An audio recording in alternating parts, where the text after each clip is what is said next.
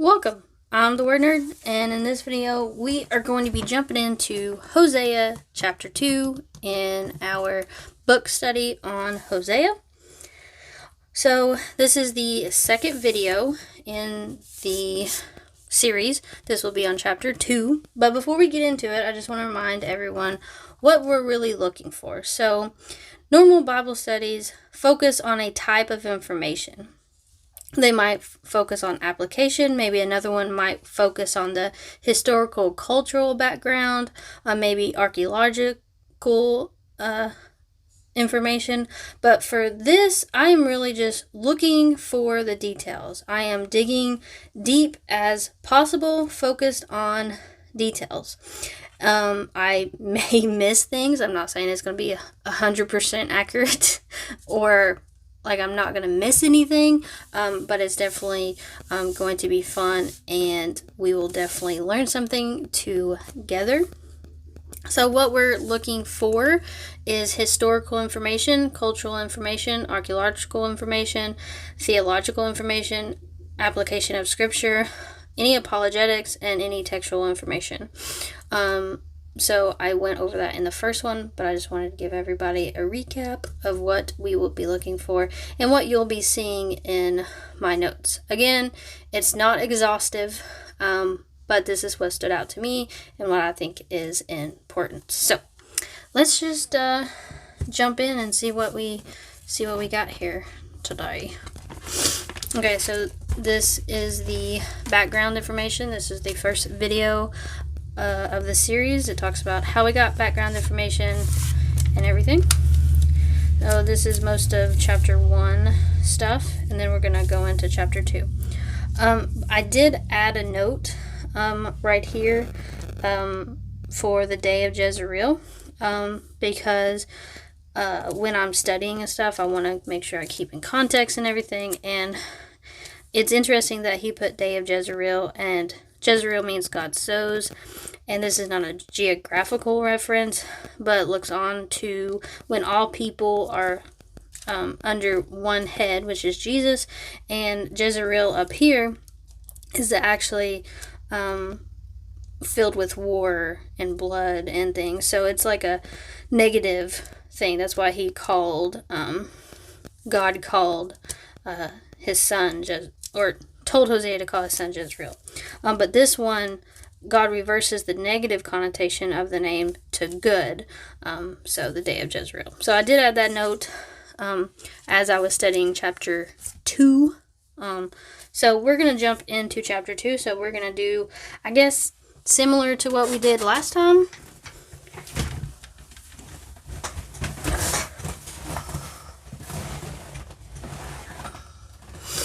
Which is, we're just going to read, and then I'm going to read you notes and talk about the scripture together, and you write down your notes and everything. If you're interested, this is the KJV Note Taker's Bible by the KJV store. If you're wondering what Bible this is, I did decide to put all my notes into this Bible for this study, so that's what I'm using. If you have any kind of journaling Bible, you can always add a sheet of paper like I did here, just with some tape, so you can have more notes. So let's jump into chapter 2. Say ye unto the brethren, Ami, I may not be saying this correctly, and to your sister Rahama, again, not pronouncing it correctly. But so this verse really seems to try to entice Israel to return, giving names, different names from Hosea's children, which are of judgment. To anticipate a name change is meaning that there is going to be some form of restoration. So he's continuing from chapter 1, continuing with the restoration from chapter 1, that he's talking about the day of Jezreel, and all of the children of Judah are going to be together. The kingdom's not going to be separate anymore. They're going to be under one person, which I think he's talking about the futuristic Jesus. And you see Ami, again, I'm probably not saying that but it actually means people or nation. And then Rama means mercy or compassion. So he's enticing them by saying that up here in chapter 1, if you remember, they named the children No Mercy and Not My People. So now they're renaming them My People and You Have Mercy. So God's going to have mercy.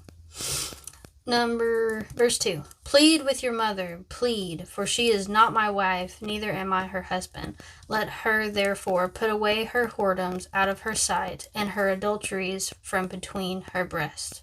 So before we go any further, chapter 2, verses 2 through 13 is basically a divorce proceeding, and we're going to get into that. But if you look at plead and plead, you always want to pay attention to when a word is repeated. So I did a word study on it, and it has been translated in the KJV, because I do use the KJV, is plead 27 times, strive 13 times, contend 12 times, chide 6 times, debate 2 times, and was also miscellaneously translated 7 times.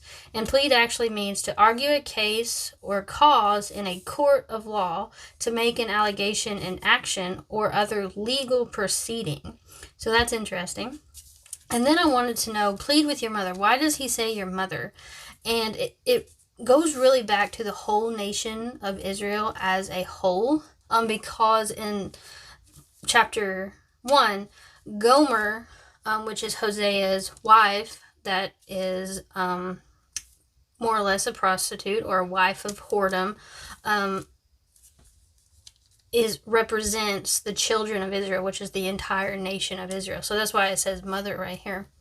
And then she is not my wife, neither am I her husband. This really interested me. So if we go over here to this one right here, it says several ancient Near East parallels indicate that Hosea is alluding to the legal language of an actual statement of divorce. The bill of divorce could be a simple repudiation, which is a simple verbal rejection of, like, she is not my wife, I am not her husband, therefore that is part of the bill of divorce, as they talk about in the law in the first 5 books of the Bible.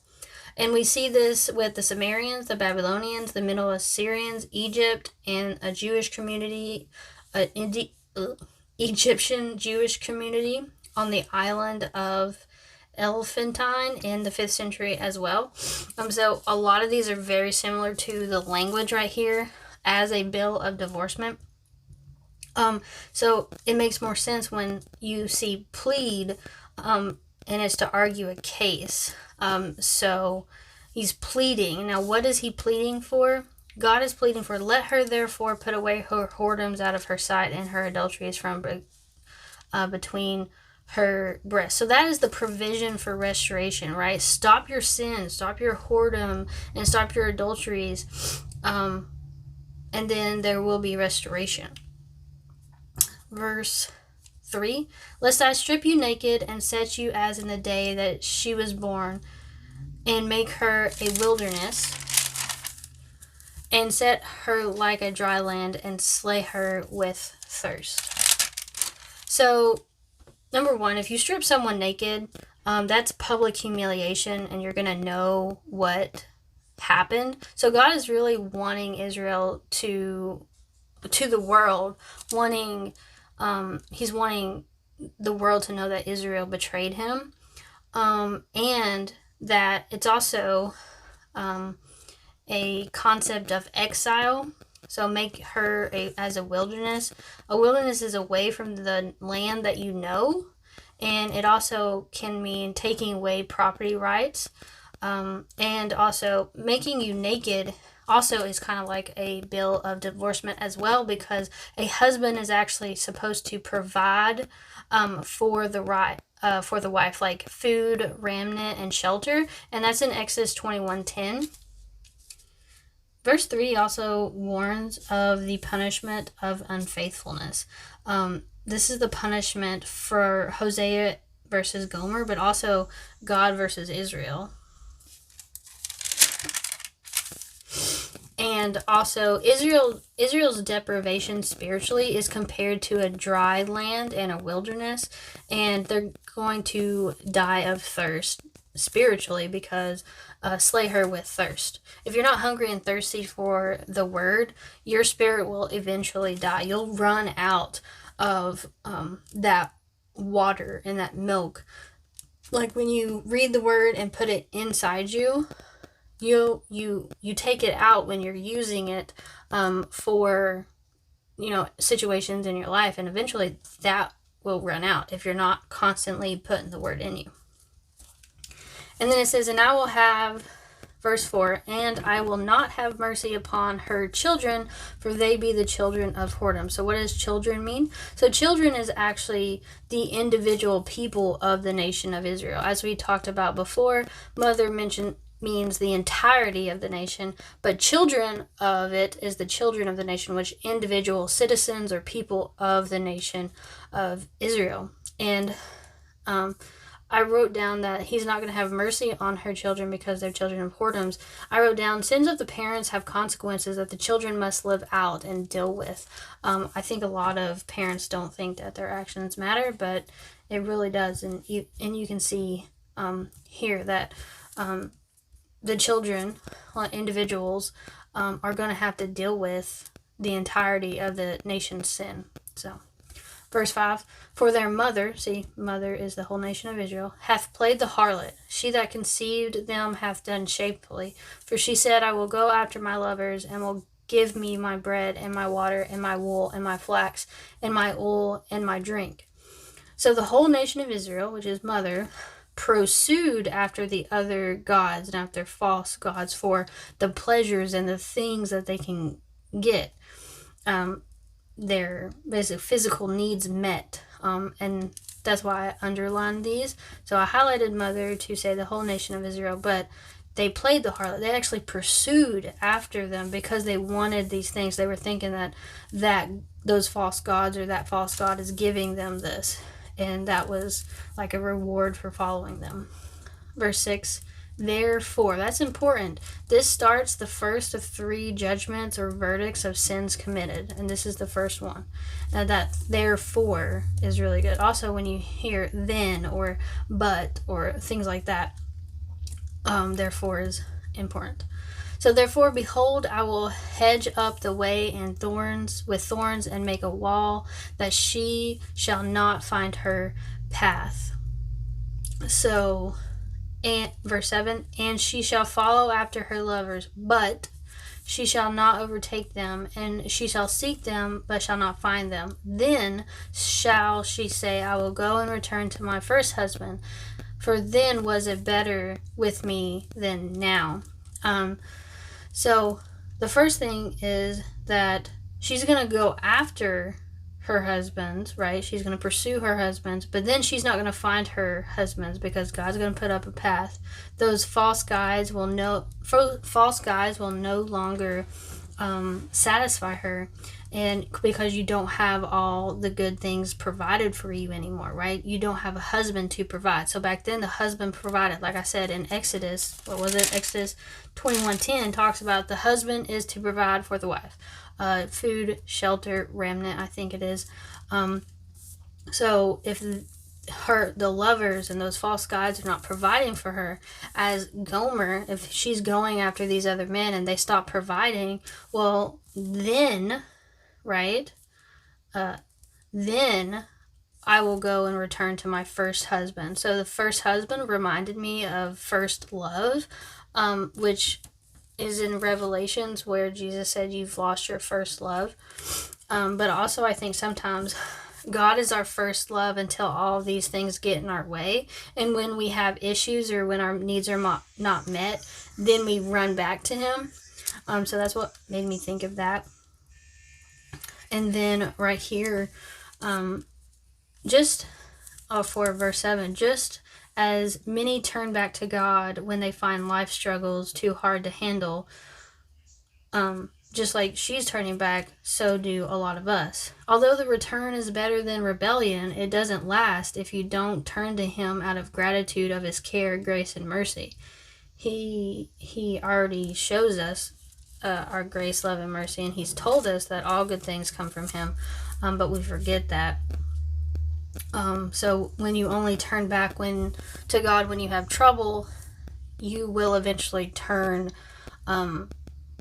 away from God again, I think, because you're not going there just for the forgiveness and sins and things like that, and you see his mercy and his grace and everything like that. So let's jump to verse 8. For she did not know that I gave her corn and wine and oil, and multiplied her silver and gold, which they prepared for Baal. So Israel did not know or realize that God was still blessing them with their physical needs of the oil and the corn and the silver and the gold. So their physical possessions, they were very wealthy at this time. But spiritually, their deprivation was incredible. It was terrible.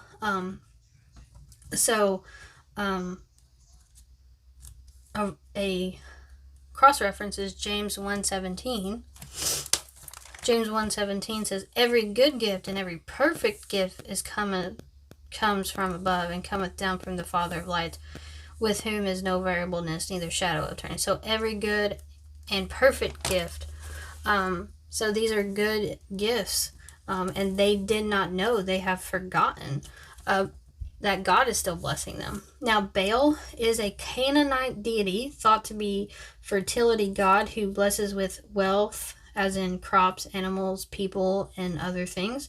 And Elijah fought against the worship of Baal under the king Ahab in 1 Kings chapter 16 through 18. So apparently also in Hosea's time, this was a issue.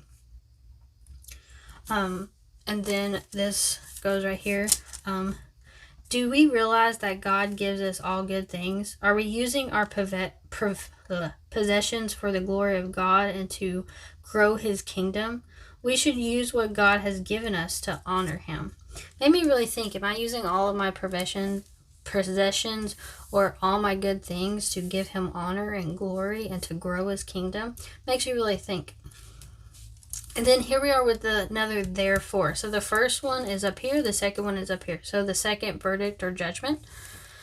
Therefore will I return and take away my corn in the time thereof, and my wine in the season thereof, and will recover my wool and my flax, given to cover her nakedness.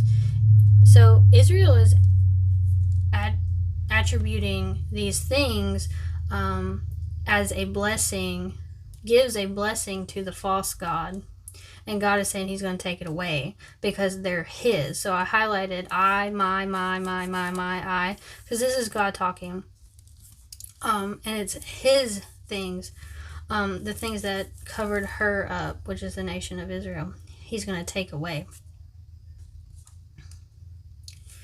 Verse 10, and now I will discover her lewdness in the sight of her lovers, and none shall deliver her out of my hand. Those false gods will not and cannot save Israel from God's judgment. Verse 11, and I will also cause all her mirth to cease, her feast days, her new moons, and her Sabbaths, and all her solemn feasts.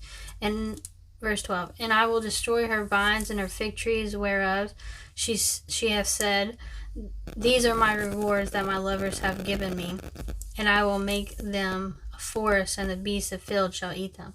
So she's saying that, the corn, the wine, these Sabbaths and these new moons and these feasts and the wines and the fig trees, Israel's saying that is their reward, which is a fee from prostitution, actually. This reward word comes from the verb to hire. So even this is showing that they're hiring their lovers, and the rewards are all this stuff from what they're doing. And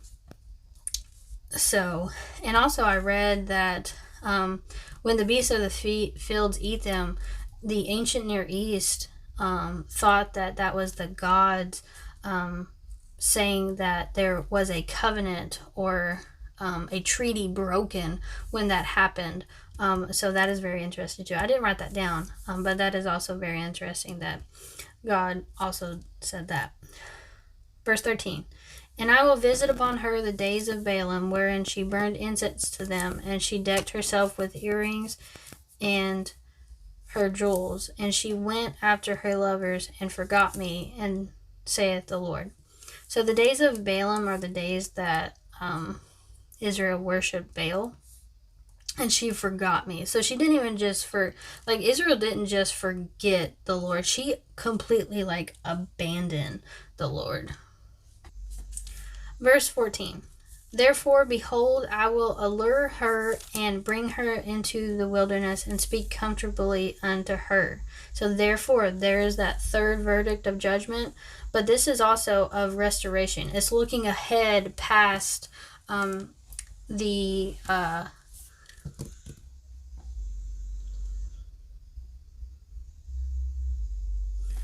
it's looking past on when they're going to be under the Assyrians. So it's looking past that. But he does allure. So allure is actually, it was translated in the KJV, entice 10 times, deceive 8 times, persuade 4 times, flatter 2 times, and allure 1 time. And then there's some other miscellaneous. And then it means to entice by charm or attraction. So he's going to charm them back. Verse 15, and I will give her her vineyards from thence, and the valley of Anchor for a door of her hope, and she shall sing there as in the days of her youth, and as in the day when she come up out of the land of Egypt. So he's going to give her vineyards and the valley of Anchor for a door of hope. So Anchor actually means trouble or strife. So the Valley of Anchor is actually near Jericho. You can read about it in Joshua 6 and chapter 6 and 7. It's where Joshua takes the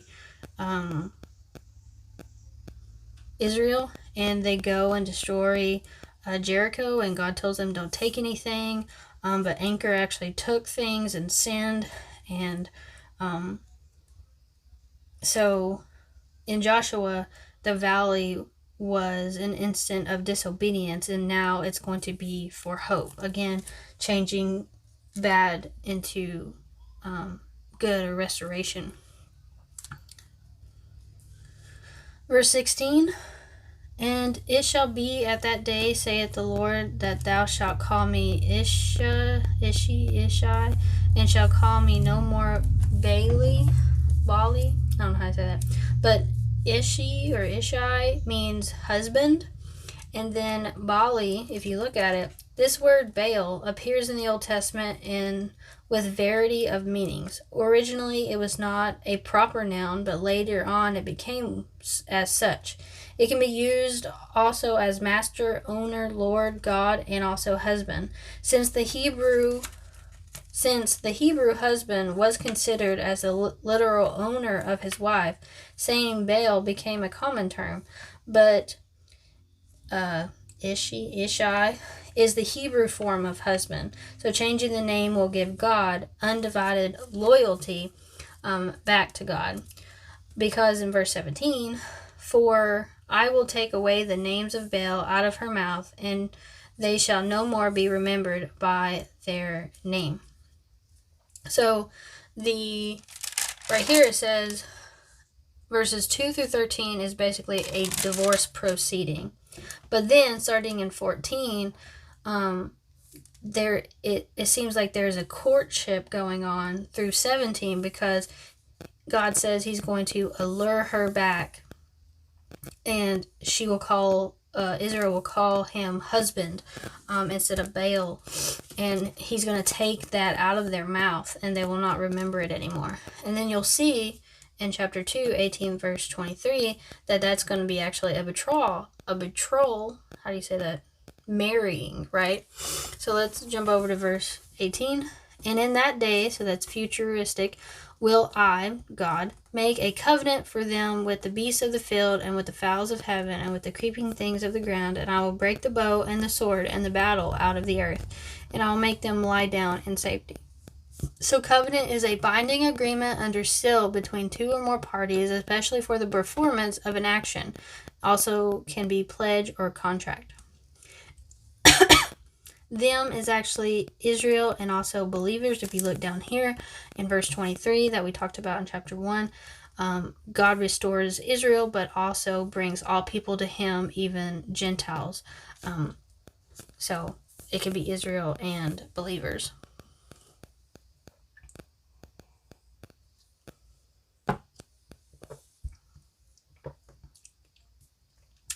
And then God will protect from animals and war forever in the new heaven and the new earth.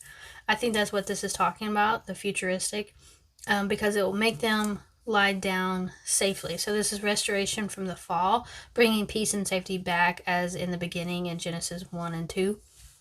And I guess technically in chapter 3 too.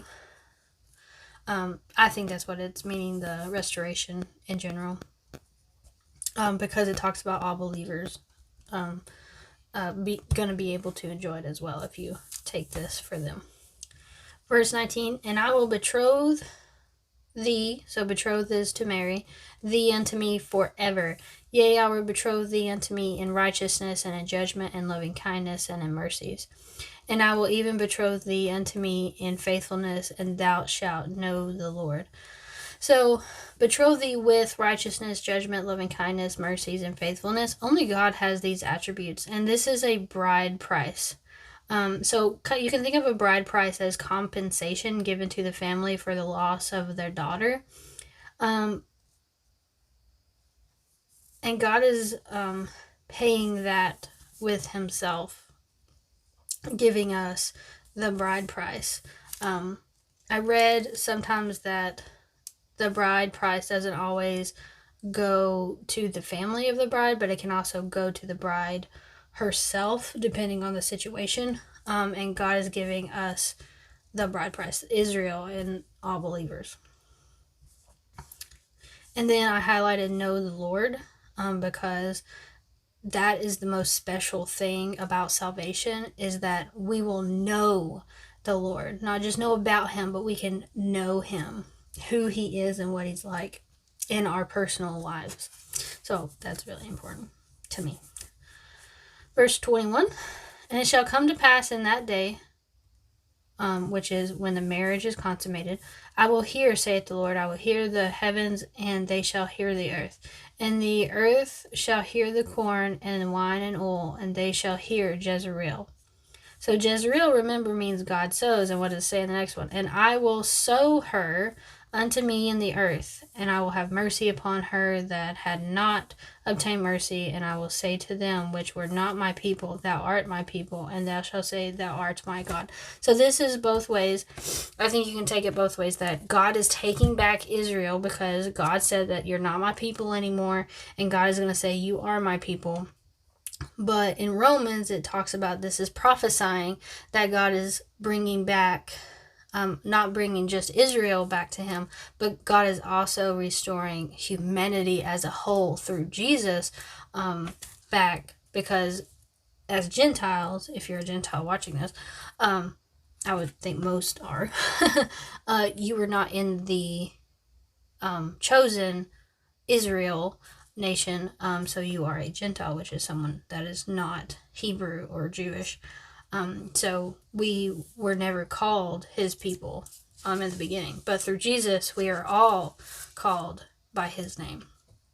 So yeah, so that's chapter 2. I did not have to add a piece of paper like I thought I was going to have to with this. So I'm just going to add paper if I really need to. If I don't, I'm not. So chapter 3 is pretty short, so the next video might not be as long as the first few. But that's chapter 2, and I hope you enjoyed, and I hope you learned something. So yeah, I look forward to the next chapter. Remember, God loves you, and he's always with you, and I'll see you in the next one.